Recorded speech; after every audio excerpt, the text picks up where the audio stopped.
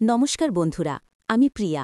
আজ আমি আমার জীবনের এমন এক গোপন অধ্যায় তোমাদের সাথে শেয়ার করতে যাচ্ছি যা শুনলে হয়তো তোমরা আমাকে ঘৃণা করবে অথবা আমার পরিস্থিতির কথা ভেবে শিউরে উঠবে। এটা কোনো বানানো গল্প নয়, এটা আমার জীবনের এক দগদগে সত্যি। গল্পটা শুরু করার আগে তোমাদের কাছে একটা অনুরোধ, আমাদের এই চ্যানেলটি যদি এখনও সাবস্ক্রাইব না করে থাকো তবে এখনই সাবস্ক্রাইব করে বেল আইকনটি টিপে দাও, যাতে আমার মতো আরও গোপন দগদগে সত্যি ঘটনা তোমরা সবার আগে শুনতে পাও। আমার নাম প্রিয়া, বয়স ২৮। দেখতে আমি ঠিক কেমন সেটা নিজের মুখে বলাটা হয়তো শোভা পায় না, তবে এটুকু বলতে পারি, আয়নার সামনে দাঁড়ালে নিজের দিকে তাকিয়ে আমি নিজেই মাঝে মাঝে আনমনা হয়ে যাই। ফর্সা গায়ের রং, ছিপছিপে গড়ন আর একরাশ কালো চুল, সব মিলিয়ে ঈশ্বর আমাকে সাজাতে কার্পণ্য করেননি। আমার স্বামী সজল ভীষণ ভালো মানুষ, একটা প্রাইভেট ফার্মে উঁচু পোস্টে চাকরি করে। টাকার অভাব নেই, সংসারে সুখের অভাব নেই, কিন্তু অভাব শুধু এক জায়গাতেই, সময় এবং রোম্যান্টিকতা। বিয়ের ৫ বছর কেটে গেছে, সজল আমাকে ভালোবাসে, কিন্তু সেই ভালোবাসায় কোনো পাগলামি নেই, কোনো উত্তেজনা নেই। অফিস থেকে ফিরে ক্লান্ত হয়ে খেয়ে দিয়ে ঘুমিয়ে পড়া, এটাই তার রুটিন। কিন্তু আমার এই ভরা যৌবন তো আর রুটিন মেনে চলতে চায় না। শরীরের ভেতর যে আগুন জমে থাকে তা নেভানোর মতো বৃষ্টি সজলের কাছে ছিল না। আর ঠিক এই সুযোগটাই নিয়েছিল সজলের ছোটবেলার বন্ধু রাশেদ। রাশেদ ছিল সজলের উল্টো, কথা বলায় স্মার্ট, চোখে মুখে একটা দুষ্টু মিষ্টি ভাব, আর মেয়েদের মন বোঝার এক অদ্ভুত ক্ষমতা ওর ছিল। ও আমাদের বাড়িতে প্রায়ই আসত, সজল আরও ড্রয়িং রুমে বসে ড্রিঙ্ক করত, আড্ডা দিত। আমি তখন রান্নাঘরে ওদের জন্য স্ন্যাক্স বানাতাম, কিন্তু আমি টের পেতাম আড্ডার ফাঁকে ফাঁকে রাশেদের চোখ দুটো বারবার আমাকে খুঁজত। সেই দৃষ্টিতে এমন কিছু একটা ছিল যা আমাকে অস্বস্তিতে ফেলত, আবার অদ্ভুত এক ভালো লাগাও তৈরি করত। দিনটা ছিল শুক্রবার, বাইরে অঝোরে বৃষ্টি হচ্ছে।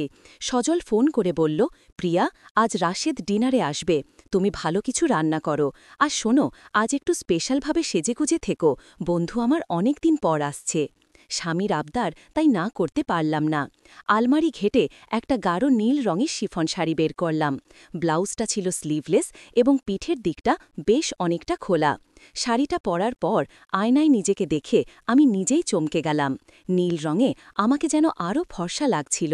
ঠোঁটে হালকা গোলাপি লিপস্টিক আর খোলা চুলে নিজেকে বেশ মোহময়ী লাগছিল। সন্ধ্যা ৭টা নাগাদ রাশেদ এলো। এসেই আমার দিকে তাকিয়ে ও যেন কিছুক্ষণের জন্য স্তব্ধ হয়ে গেল। ওর চোখের সেই চাউনি আমি আজও ভুলতে পারি না। ও হাসতে হাসতে বলল, কি ব্যাপার সজল, তুই তো যখনই দেখি নতুন নতুন বউ পাচ্ছিস বলে মনে হয়, প্রিয়া ভাবিকে আজ যা লাগছে না। সজল গর্বের হাসি হাসল, কিন্তু আমি লজ্জায় লাল হয়ে গেলাম। রাশেদের গলার স্বর আর চোখের ভাষায় এমন কিছু ছিল যা আমাকে জানান দিচ্ছিল আজকের রাতটা সাধারণ হবে না। ড্রয়িং রুমে আসর জমে উঠল, বৃষ্টির শব্দ, ডিম লাইটের আলো আর সাথে হুইস্কির গ্লাস। সজল আজ একটু বেশিই খাচ্ছিল, রাশেদ কিন্তু খুব মেপে মেপে খাচ্ছিল আর সজলকে উৎসাহ দিচ্ছিল। আমি মাঝে মাঝে গিয়ে ওদের গ্লাস রিফিল করে দিচ্ছিলাম আর চানাচুর কাবাব এগিয়ে দিচ্ছিলাম। যতবার আমি নিচু হয়ে গ্লাস দিচ্ছিলাম, রাশেদের চোখ আমার কোমরের ভাঁজে আর খোলা পিঠের ওপর আটকে যাচ্ছিল। আমি বুঝতে পারছিলাম, কিন্তু কিছু বলতে পারছিলাম না। এক ধরনের নিষিদ্ধ শিহরণ আমার শির দ্বারা বেয়ে নামছিল। রাত যখন ১১টা, সজল তখন পুরোপুরি মাতাল। ও সোফাতেই এলিয়ে পড়ল, কথা জড়িয়ে যাচ্ছে। রাশেদ আমাকে বলল, ভাবি, সজল তো আউট, ওকে কি বেডরুমে নিয়ে যাব? আমি বললাম, হ্যাঁ প্লিজ ভাইয়া, একটু সাহায্য করুন। আমরা দুজনে মিলে সজলকে ধরে বেডরুমে নিয়ে গেলাম। সজল বিছানায় পড়তেই গভীর ঘুমে তলিয়ে গেল। আমি সজলের জুতো খুলে দিচ্ছিলাম, তখন খেয়াল করলাম রাশেদ দরজায় দাঁড়িয়ে আমার দিকে তাকিয়ে আছে। ওর তাকানোটা তখন আর ভদ্র ছিল না। আমি ঘর থেকে বেরিয়ে এসে বললাম, ভাইয়া, আপনি বসুন, আমি আপনার জন্য কফি করে দিচ্ছি, নেশাটা কেটে যাবে। রাশেদ মুচকি হেসে বলল, কফি তো খাবই, তবে তার আগে একটু জল খাবো, গলাটা শুকিয়ে গেছে। আমি রান্নাঘরে গেলাম জল আর কফি করতে। গ্যাসের চুলায় জল বসিয়েছি, বাইরে তখনও বৃষ্টির তোড়জোড়। হঠাৎ অনুভব করলাম রান্নাঘরের দরজায় কেউ দাঁড়িয়ে আছে। চমকে পেছনে তাকাতেই দেখি রাশেদ। ওর চোখ দুটো লালচে, কপালে বিন্দু বিন্দু ঘাম। ও ধীরে ধীরে আমার দিকে এগিয়ে এলো। আমি একটু পিছিয়ে গেলাম, সিঙ্কের সাথে কোমরটা ঠেকে গেল। আমি কাপা গলায় বললাম, কি হলো ভাইয়া, কিছু লাগবে? রাশেদ আমার একদম কাছে এসে দাঁড়াল, এত কাছে যে ওর নিঃশ্বাসের গরম ভাব আমার কপালে এসে লাগছিল। ও ফিসফিস করে বলল, প্রিয়া, সজল সত্যি একটা গাধা। ঘরে এমন একটা আগুন রেখে ও কি করে বাইরে শান্তিতে থাকে। আমার বুকের ভেতর তখন ধক ধক শব্দ হচ্ছে। আমি সরে যাবার চেষ্টা করলাম, কিন্তু রাশেদ তার 2 হাত আমার দুপাশে রেখে আমাকে আটকে ফেলল। ওর শরীর থেকে দামি পারফিউম আর অ্যালকোহলের মিশ্র গন্ধ আসছিল, যা আমাকে নেশাতুর পরে তুলছিল। আমি বললাম, ভাইয়া প্লিজ, কি করছেন? সজল পাশের ঘরে। রাশেদ বাঁকা হেসে বলল, সজল এখন দুনিয়ার বাইরে। আর তাছাড়া আমি তো কোনো জোর করছি না প্রিয়া। আমি জানি সজল তোমাকে সময় দেয় না, তোমাকে বোঝে না, তোমার এই সুন্দর শরীরের কদর ও করতে জানে না। কথাগুলো তীরের মতো আমার বুকে বিঁধল, কারণ কথাগুলো সত্যি ছিল। রাশেদ আমার চোখের দিকে তাকিয়ে আস্তে করে আমার হাতটা ধরল। ওর হাতের স্পর্শে আমার সারা শরীরে যেন বিদ্যুলাতা খেলে গেল। আমি হাতটা ছাড়িয়ে নিতে চাইলাম, কিন্তু খুব একটা জোর খাটাতে পারলাম না। আমার অবচেতন মন যেন এটাই চাইছিল। রাশেদ আমার কানের কাছে মুখ এনে ফিসফিস করে বলল, আজকের রাতটা শুধু আমাদের হতে দাও প্রিয়া, সজল কিচ্ছু জানবে না। আর তুমি যদি না করো, তাহলে আমি সজলকে বলে দেব যে তুমি আমাকে ড্রিঙ্ক অফার করে ইশারা করেছ। সজল আমাকে অন্ধের মতো বিশ্বাস করে, ও কিন্তু আমার কথাই বিশ্বাস করবে। আমি অবাক হয়ে ওর দিকে তাকালাম। এটা কি ব্ল্যাকমেল, নাকি আমার দুর্বলতার সুযোগ নেওয়া?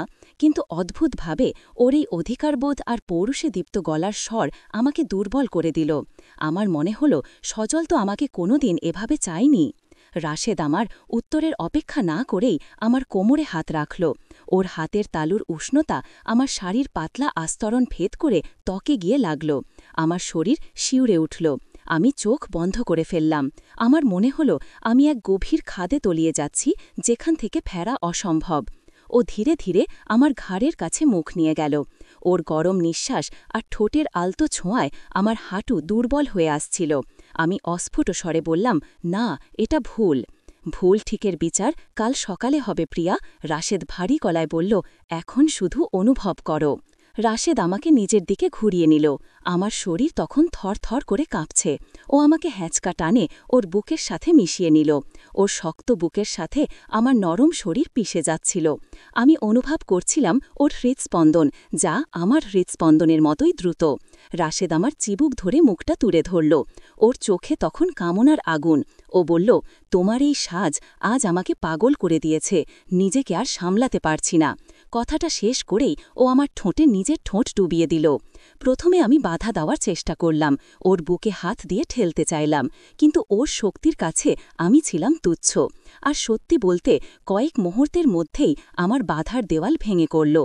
দীর্ঘদিনের জমে থাকা অতৃপ্তি আর অবহেলা আজ যেন বাঁধ ভেঙে বেরিয়ে আসতে চাইল। আমি শিথিল হয়ে গেলাম ওর বাহুডরে। রান্নাঘরের সেই অবছা আলোয় বৃষ্টির শব্দের সাথে মিশে গেল আমাদের ঘন ঘন নিঃশ্বাসের শব্দ। সজলের বন্ধু, যাকে আমি ভাইয়া বলে ডাকতাম, আজ সে আমার শরীরে দখল নিচ্ছিল, আর আমি এক বিবাহিতা নারী সেই অবৈধ স্পর্শে সুখ খুঁজে পাচ্ছিলাম। রাশেদ আমাকে কোলে তুলে নিল। আমি ওর গলার দুপাশে হাত রেখে নিজেকে আঁকড়ে ধরলাম। ও আমাকে নিয়ে গেস্ট রুমের দিকে পা বাড়াল। আমি জানতাম এই দরজা পার হওয়ার পর আমার আর ফেরার কোনো পথ থাকবে না। সমাজ, সংসার, মান সম্মান সব আজ বৃষ্টির জলে ধুয়ে যাচ্ছিল। গেস্টরুমের বিছানায় ও আমাকে নামিয়ে দিল। আমার নীল শাড়িটা তখন এলোমেলো। ও আমার দিকে তাকিয়ে এমনভাবে হাসল যেন কোনো যুদ্ধ জয় করেছে। আমার শরীরের প্রতিটা ভাঁজ, প্রতিটা বাঁক আজ ওর নজরে উন্মুক্ত। লজ্জায়, ভয়ে আর উত্তেজনায় আমি কুফরে যাচ্ছিলাম। বাকি রাতটা ছিল এক ঝড়ের মতো। এমন আদর, এমন বন্যতা আমি আমার বিবাহিত জীবনে আগে কখনো পাইনি। অপরাধবোধ আমাকে কুড়ে কুড়ে খাচ্ছিল ঠিকই, কিন্তু সেই অপরাধের স্বাদ ছিল বিষের মতো নীল আর মধুর। পরদিন সকালে যখন ঘুম ভাঙল, দেখে রাশেদ চলে গেছে। সজল তখনও ঘুমাচ্ছে। আমি আয়নার সামনে দাঁড়ালাম। গলার কাছে, ঘাড়ে রাশেদের ভালোবাসার চিহ্নগুলো স্পষ্ট। আমি শাড়ির আঁচল দিয়ে সেগুলো ঢাকলাম, কিন্তু মনের দাগ, সেটা ঢাকব কি দিয়ে? আমি জানি না এই সম্পর্কের শেষ কোথায়। রাশেদ আমাকে মাঝে মাঝেই ফোন করে, দেখা করতে চায়, আর আমি না করতে পারি না। এক অদ্ভুত মায়াজাল আর ভয়ের খেলায় আমি আটকে গেছি। সজলের সাজানো সংসারে আমি এখন এক দুর্দান্ত অভিনেত্রী।